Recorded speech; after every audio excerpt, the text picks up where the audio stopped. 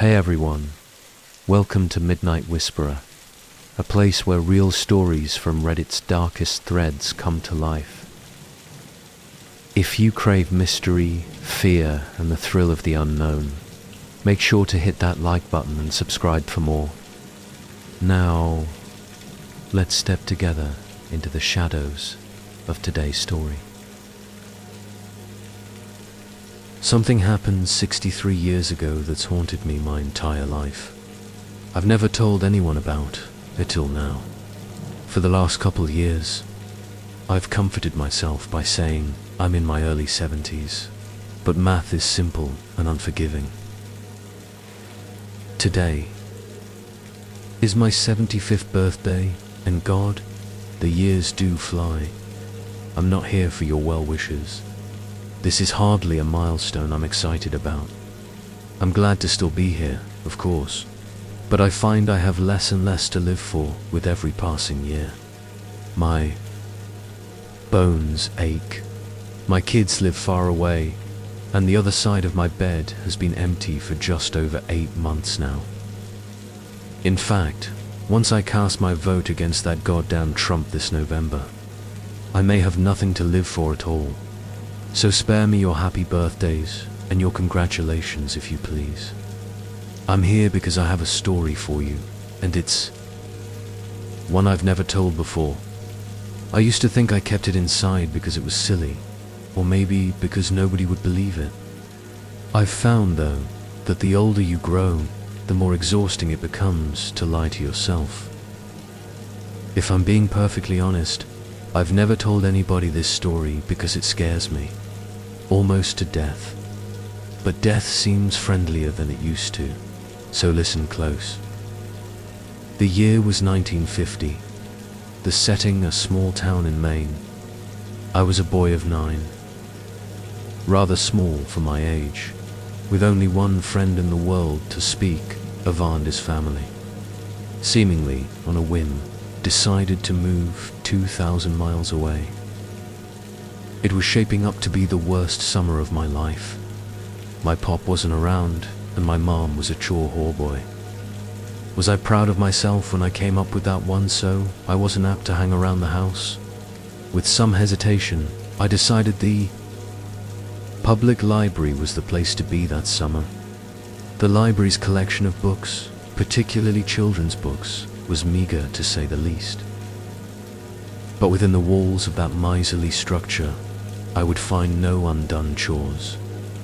No nagging mother, God rest her soul, and perhaps most importantly, no other children with whom I would be expected to associate. I was the only kid with a low enough social status to spend his precious days of freedom sulking amid the bookshelves, and that was just fine with me. The first half of my summer was even more dreadful than I had imagined it would be. I would sleep in until 10, do my chores, and then ride my bike to the library, and by bike, I mean rusty log of shit attached to a pair of wheels. Once there, I would split my time between unintentionally annoying the elderly patrons and deliberately doing so. One pleasant lady actually interrupted my incessant tongue-clicking to hiss a "shut the fuck up" at me, the first time I ever heard a grown-up use the F-word. Big fucking deal. I know, but in those days it was unheard of. The dreary days turned to woeful weeks. I had actually begun praying for school to start again until I discovered the basement. I could have sworn I'd roamed every inch of that library, but one day, in the far corner behind the foreign language collection, I stumbled across a small wooden door I had never seen before. That was where it all began. The door was windowless and made from oak that looked far older than the wall in which it rested. It had a knob of black metal that quite literally looked ancient high. Wouldn't have been surprised to learn it was crafted in the 17th century. Engraved on the knob was what appeared to be a single footprint. I had the sense that whatever lay beyond this door was forbidden to me, and therefore probably the most interesting thing I would encounter all summer. I quickly glanced around to make sure nobody was watching me, then turned the heavy knob, slipped behind the door, and shut.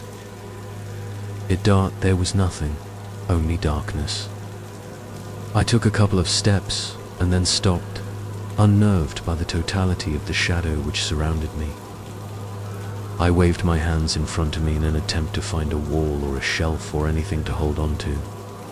What I actually found was far more subtler small string dangling from above, but far more useful. I grabbed it firmly and pulled it down, back. In the day, lots of light bulbs were operated with strings, and this was one of them. My surroundings were instantly illuminated. I was standing on a small, dusty platform that looked as though it hadn't seen life in quite some time. To my left was a cricketous spiral staircase, made of wood and appearing ready to collapse at any second. The bulb was the only source of light in the room, and it was feeble, so when I peered over the railing to see what lay below, the bottom of the staircase dissolved into the darkness. I was beginning to feel scared. This place, wherever I was seemed to have no business in a town library. It was as though I were in a completely different building. But no 9-year-old likes to let a mystery go unsolved. Looking back, I wish I could tell my prepubescent self to turn around, go back, do anything else besides descending that staircase. You'll be spared a lot of sleepless nights, I'd say. But, of course, I didn't know that. And I may not have listened, even if I had. So instead of turning back, I took a deep breath, gripped the railing, and glared resolutely forward as I began my descent. The wood on the railing was dry and covered with splinters. I immediately let go, holding my hands out for balance as I carefully traversed the staircase. It was, or at least seemed, very long, and with only the dim glow from the string bulb far above me. My heart pounded mercilessly in the darkness. Even kids can sense when something isn't right. I think they just don't always give a shit. By the time my feet reached the cement floor at the bottom, the light from the bulb above was very nearly a memory. But there was a new light source. And God, I'll never forget it. Directly in front of me was a door, massive and a deep shade of red. The light was coming from behind the door, and it shone out in thin lines from all four sides. Sinister, dimly glowing rectangle. For the second time, I took a deep breath and went through a door I shouldn't have. In contrast to the dank room I entered from, the room behind the door was blinding. When my eyes adjusted, what I saw nearly took my breath away. It was a library, the most perfect library imaginable. I gaped in wonder as I stepped, almost reverently. Further into the room, it was beautiful. It was smaller than the library above, much smaller, but it seemed to be almost tailor-made for me. The shelves were packed with brightly colored titles. Both armchairs in the middle of the room were exquisitely comfortable. And the smell, my God, the smell was simply unbelievable. Sort of a mixture of citrus and pine. I simply can't do it justice with words, so I'll suffice it to say that I've never smelled anything better. Not in my 75 years. What was this room? Why had I never heard of it before? Why was nobody else here? Those were the questions I should have been asking, but I was intoxicated as I gazed around at all the books and basked in the smell of paradise. I could only form one thought: I will never be bored again. In truth, boredom only hid from me for 3 years. It was on my 12th birthday, 63 years ago to this day, that everything changed. Before that day, I visited my basement sanctuary as often as I could, usually several times a week. I never saw another soul down there, yet strangely remained free of suspicion. I never removed a book from that room, but instead would pick up a particular volume wherever I had stopped reading during my previous visit.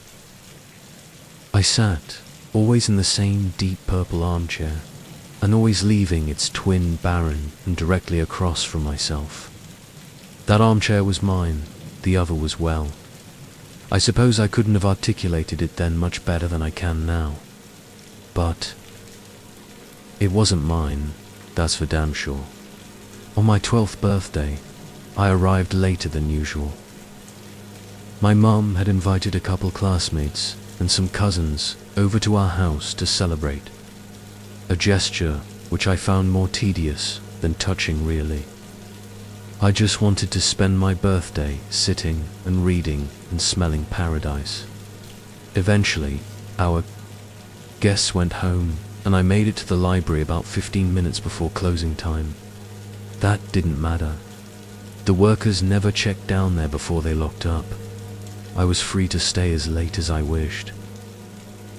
This particular night, I was devouring the final chapters of an epic adventure. Knights, swords, dragons, and the like. I didn't smell it until I read the final words and closed the book. The once exquisite aroma of that room had turned sour. I sat for a moment, unsettled. Objectively, I could recognize that the smell was actually the same as it had been before that mixture of citrus and pine. I just perceived it differently, and I didn't like it anymore. It was the nasal version of an optical illusion. No, the one that looks like a young woman glancing backward, but all of a sudden you see that it's really an old woman facing toward you. You can't unsee that, and I couldn't unsmell this. The spell was broken. The odor also seemed, for the first time, to be coming from somewhere specific. With a fair amount of trepidation, I stalked around the room, sniffing the air like a crazed canine until I came to a shelf near the back. The shelf was perfectly normal, with the exception of one large, leather-bound cover of solid, faded maroon, with one striking black footprint at the top of the spine. This was the source of the smell. I opened the front cover and saw one sentence scrawled neatly in blood-red ink atop the first page. "Rest your sorrows down, friend, and leave them where they lie." I stared at this sentence, mesmerized, as I began to retreat to my chair. I turned to page blank. The smell became stronger. Another page, blank, and the smell grew stronger still. I stopped for a moment, suppressed a gag, and continued walking. Then, as I neared the armchairs, I turned one final page and there, in the same sinister print, was the last thing I expected to see, my own name. I dropped the book. I began to sprint toward the door, but as I shifted my gaze forward, my heart leapt to my throat, and I stopped in my tracks. The empty chair wasn't empty anymore. An aged man in a suit sat before me, one leg crossed over the other, contemplating me with piercing grey eyes and a light smirk. This was all too much. I fell to my knees and expelled the contents of my stomach onto the carpet. I wiped my mouth, staring at my vomit, when I heard the man let out a chuckle. Stared at him disbelievingly. "Who are you?" I asked, panic in my voice. The man leapt to his feet, grabbed me gently by the shoulders, and helped me to my chair. He sat, once again, in his own. "I fear we got off to a bad start," he said, glancing at the pile of sick on the carpet. "The smell, it does take some getting used to." "Who are you?" I repeated. "Tonight, you will know hardship like you've never before known." he said. I come as a friend, offering you refuge from it, and from all other storms which lie ahead. I wanted nothing more than to leave at that moment, but I remained seated. I asked him what he was talking about. Your mother is dead, my boy.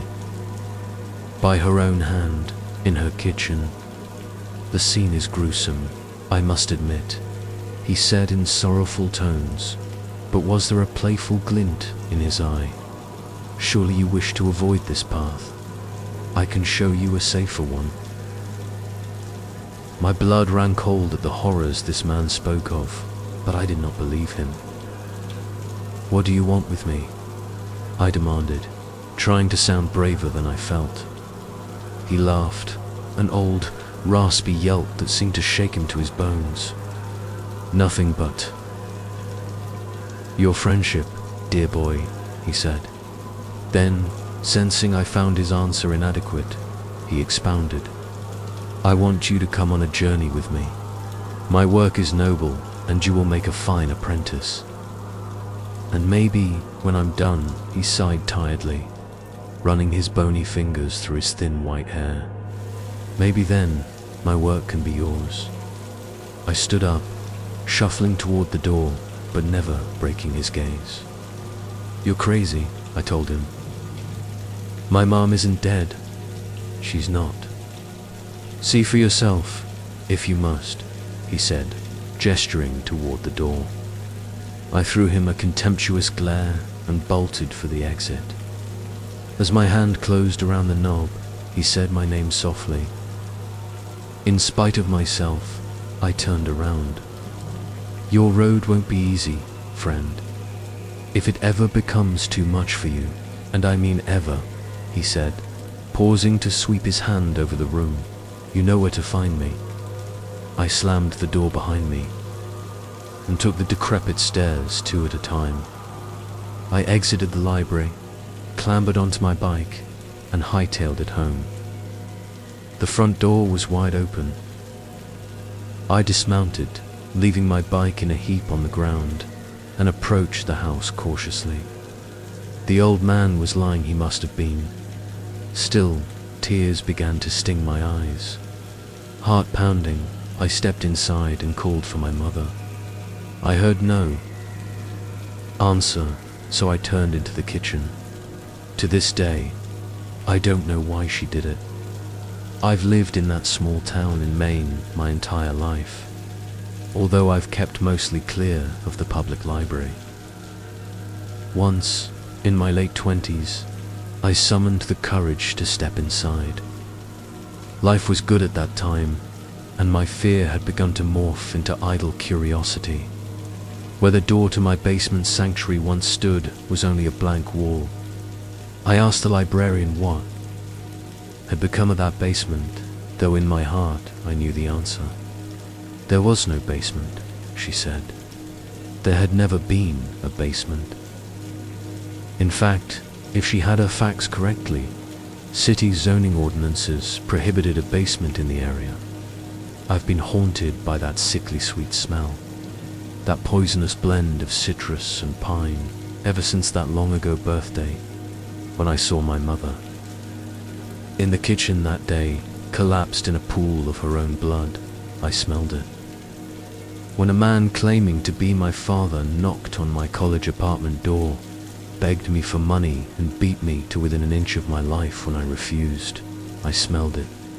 When my wife miscarried our second child, I smelled it, and again when she miscarried. Our fourth.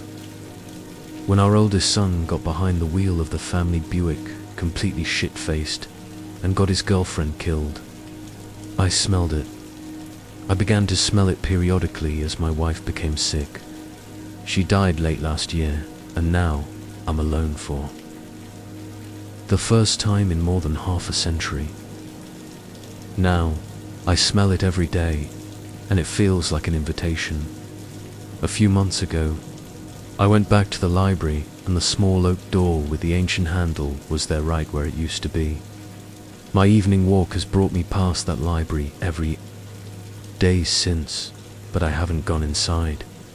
Maybe tonight I will. I'm frightened to die, yes, but lately, I'm even more frightened to keep living. The old man was right, my road hasn't been easy, and I doubt it will get any easier. Rest your sorrows down, friend, and leave them where they lie. He promised relief, a refuge, he said. Was he right about that too? There's only one way to find out. After all, I still know where to find him.